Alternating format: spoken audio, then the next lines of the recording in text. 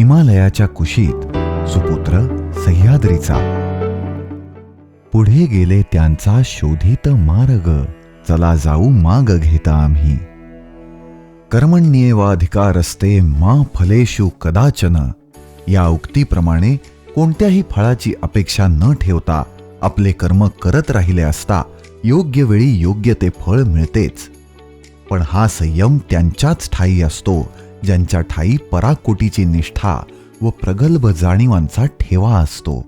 मुळातच मातीतून आलेल्या थोरा मोठ्यांच्या पुण्यशील सहवासाने, आशीर्वादाने प्रभावित होऊन त्यांनीच दाखवून दिलेल्या दिशेवर मार्गक्रमण करणाऱ्या कर्मनिष्ठांना फळाची मुळीच अपेक्षा नसते.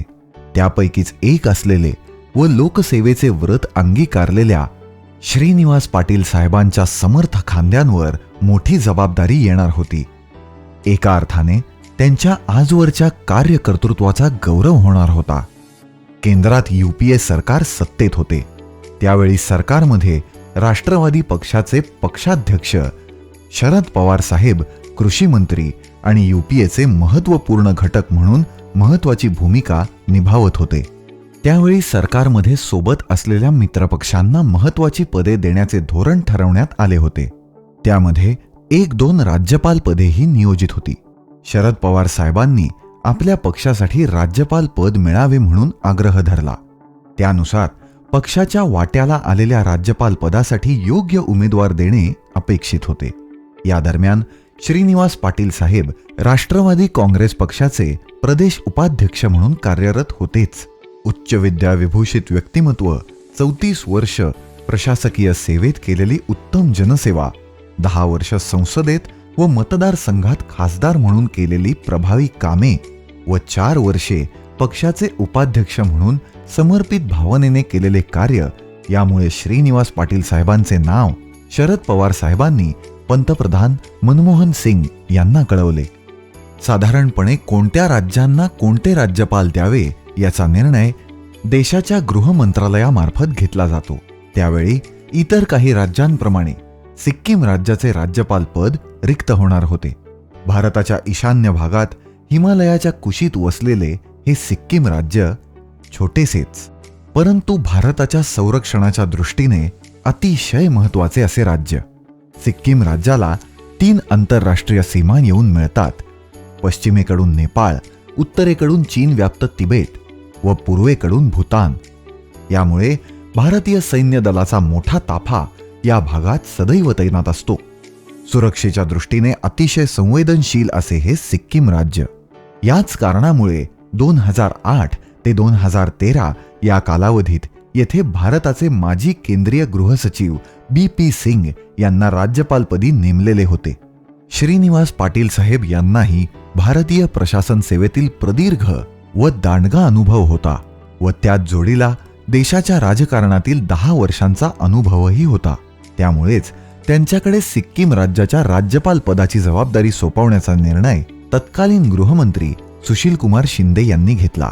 पंतप्रधान डॉक्टर मनमोहन सिंग यांनी राष्ट्रपती श्री प्रणब मुखर्जी यांच्याकडे शिफारस केली आणि राष्ट्रपती श्री प्रणब मुखर्जी यांनी श्रीनिवास पाटील यांची सिक्कीमचे राज्यपाल म्हणून नियुक्ती केली. 20 जुलै 2013 रोजी श्रीनिवास पाटील साहेबांनी सिक्कीम राज्याचे 15वे राज्यपाल म्हणून शपथ घेतली. सह्याद्रीचा सुपुत्र हिमालयाच्या कुशीत सेवा रुजू झाला होता. सिक्कीम राज्याचे घटनात्मक दृष्ट्या असलेले प्रथम नागरिक होते महामहिम राज्यपाल श्रीनिवास पाटील साहेब. प्रदेश नवीन होता, भाषा व संस्कृती नवीन होती, भूगोल वेगळा व इतिहासही वेगळा होता.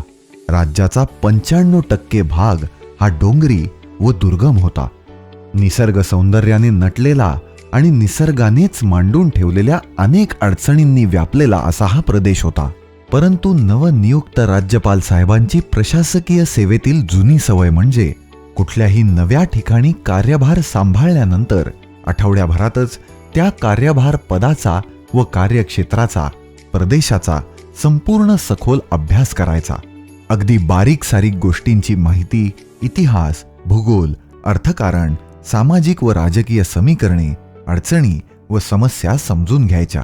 34 वर्षांच्या प्रशासकीय कारकिर्दीमधील विविध पदांचा कार्यभार सांभाळतानाची लागलेली ही सवय होती. सिक्कीम राज्याचा इतिहास समजून घेताना एक विलक्षण व योगायोगाची गोष्ट त्यांच्या नजरेस आली. ती म्हणजे 1947 साली भारत देश स्वतंत्र झाला. त्यावेळी सिक्कीम हे एक स्वतंत्र राष्ट्र होते. स्वातंत्र्यापूर्वी सिक्कीम या स्वतंत्र राष्ट्रात नामग्याल राजघराण्यातील चोग्याल राजाची एकसत्ता राजवट होती. त्यावेळी ब्रिटिशांच्या राजवटीखाली सिक्कीम राष्ट्र संरक्षित होते. त्यामुळे ब्रिटिशांमार्फत तेथे राजकीय दूत नेमण्याची प्रथा होती. भारताच्या स्वातंत्र्यानंतरही सिक्कीम हे स्वतंत्र राष्ट्रच होते. मात्र ते भारत देशाच्या आधिपत्याखाली संरक्षित असलेले राष्ट्र होते.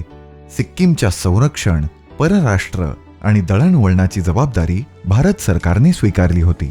त्यामुळे भारताकडून पहिले राजकीय दूत म्हणून सातारा जिल्ह्याचे सुपुत्र व औंध संस्थानाचे पंतप्रतिनिधी कुटुंबातील बॅरिस्टर आप्पासाहेब पंत यांची नेमणूक पंडित नेहरूंनी त्यावेळी केली होती. पुढे 1975 सालापर्यंत सिक्कीम हे स्वतंत्र राष्ट्र होते. 1975 साली सिक्कीममधील स्थानिक नागरिकांनी उठाव करून सिक्कीमला भारतात विलीन करण्याची मागणी केली.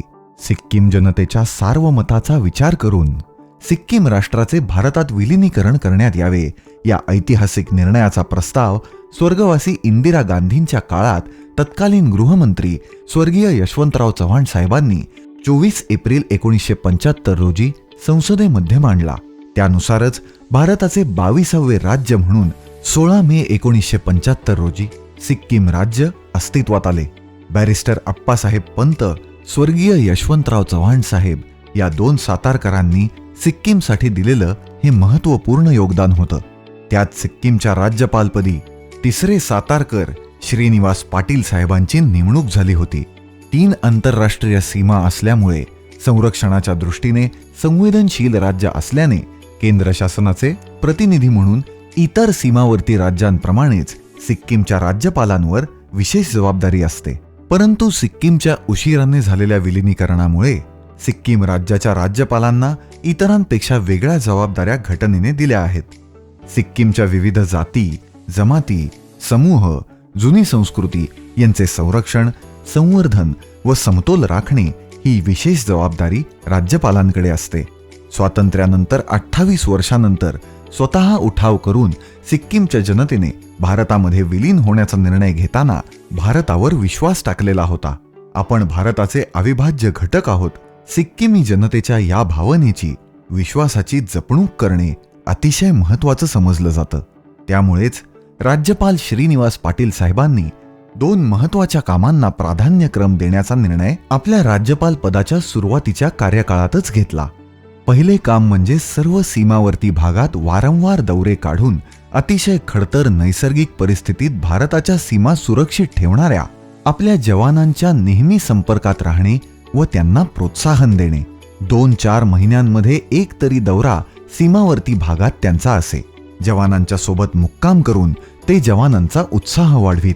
सैन्यातील उच्च पदस्थ अधिकाऱ्यांना, सैनिकांना ते नेहमी राजभवनावर आमंत्रित करून आगत स्वागत करून त्यांचे मनोधैर्य वाढवीत.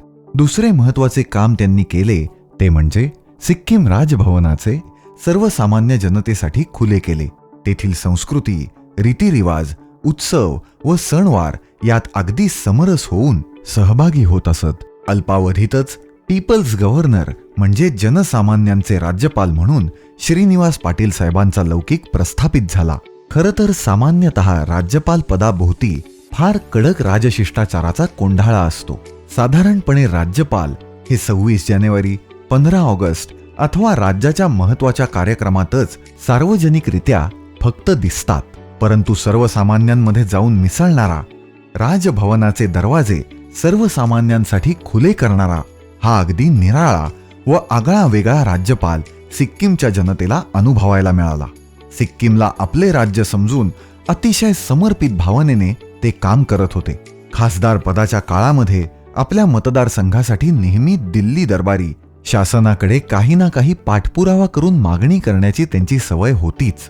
सिक्कीमच्या राज्यपालपदी असतानाही ते सिक्कीम राज्यासाठी कायम केंद्र सरकारकडे आग्रहपूर्वक विविध मागण्या, प्रश्न मांडत व पाठपुरावा करत असत.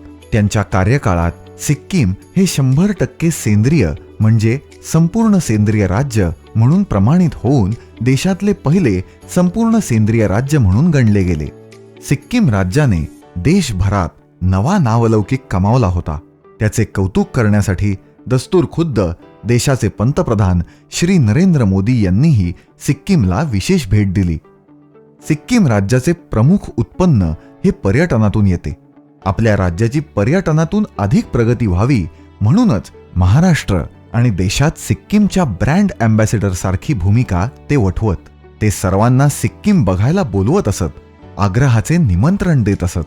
त्यांच्या कार्यकाळात महाराष्ट्रातून विक्रमी संख्येने पर्यटक हे सिक्कीम पाहण्यासाठी येऊ लागले. महाराष्ट्रातील पर्यटक सिक्कीमला गेल्यानंतर आपुलकीने आपल्या मराठी राज्यपालांची भेट घेण्यासाठी आवर्जून राजभवनाला येत असत. महाराष्ट्रातून आलेल्या पर्यटकांचं आगत स्वागत करणे, गप्पा गोष्टी करणे, सिक्कीमची माहिती देणे, शिवाय आलेले पर्यटक महाराष्ट्रात सुखरूप घरी पोचले की नाही याची चौकशी ते स्वतः फोनवर बोलून करत असत. या गोष्टी त्यांच्या दैनंदिन वेळापत्रकाचा भाग होऊन गेल्या होत्या. पर्यटन क्षेत्रात सिक्कीम राज्याने नवीन उच्चांक प्रस्थापित केले. सामान्य पर्यटकांशिवाय देशभरातील अनेक अतिमहत्वाच्या व्यक्ती देखील राज्यपाल साहेबांच्या आमंत्रणावरून त्यांच्या कार्यकाळात सिक्कीमला येऊन गेल्या. देशाचे राष्ट्रपती, पंतप्रधान, केंद्रीय मंत्री व विविध क्षेत्रातील मान्यवर मंडळींनी सिक्कीमला आवर्जून भेट दिली. या सर्वांचे वास्तव्य राजभवनावरच असे. त्यांच्या सहवासात राज्यपाल म्हणून अतिशय पोटतिडकीने राज्याच्या समस्या, मागण्या या अतिमहत्वाच्या मंडळींसमोर मांडत. त्यामुळे सिक्कीमचे अनेक प्रश्न मार्गी लागून सिक्कीमच्या प्रगतीस मोठी चालना मिळाली. अनेक वर्षे रखडलेल्या पाक्यॉंग येथे 4542 फूट उंचीवर योजिलेल्या सिक्कीम विमानतळाचा प्रश्नही त्यांच्या कार्यकाळात मार्गी लागला. सिक्कीममधील विद्यार्थ्यांच्या शैक्षणिक सहली राज्यपाल श्रीनिवास पाटील साहेबांच्याच पुढाकाराने महाराष्ट्रात आयोजित केल्या गेल्या. सिक्कीम व महाराष्ट्राचे एक घनिष्ठ व जिव्हाळ्याचे नाते निर्माण झाले. विद्यार्थी, खेळाडू, कलाकार, माजी सैनिक व सामाजिक संघटना यांच्यासाठी ते विशेष राखीव वेळ ठेवत असत. स्वतःचा प्रशासकीय व राजकीय अनुभव, मुत्सद्देगिरी ही सर्व सिक्कीमसाठी 5 वर्षे पणाला लावून आपले स्वतःचेच राज्य समजून केलेल्या समर्पित भावनेमुळे सिक्कीमचे लोक आजही त्यांच्या संपर्कात असतात. 5 वर्षाचा आपला कार्यकाळ संपवून ते पुन्हा येत असताना सिक्कीमच्या जनतेने त्यांना अतिशय भावनिक निरोप दिला. सिक्कीम वासियांच्या हृदयात श्रीनिवास पाटील साहेबांनी राज्यपाल म्हणून एक जागा निर्माण केली होती. महाराष्ट्र व सह्याद्रीच्या या सुपुत्राच्या रूपात अस्सल मराठीपणाचा व मराठी मनाचा प्रेम स्वरूप माणुसकीचा जिवंत झरा हिमालयाच्या पर्वतरांगेसहित त्याच्या कुशीतल्या सिक्कीम राजभवनाने आणि सबंध देशानेही अनुभवला. कृष्णाकाठच्या मातीचा सुगंध हिमालयाच्या कुशीत श्रीनिवास पाटील यांच्या रूपाने दरवळला. संत तुकाराम महाराज म्हणतात, देवाच्या संबंधे विश्वाची सोयरे, सूत्र ओढे दोरे एकाएक.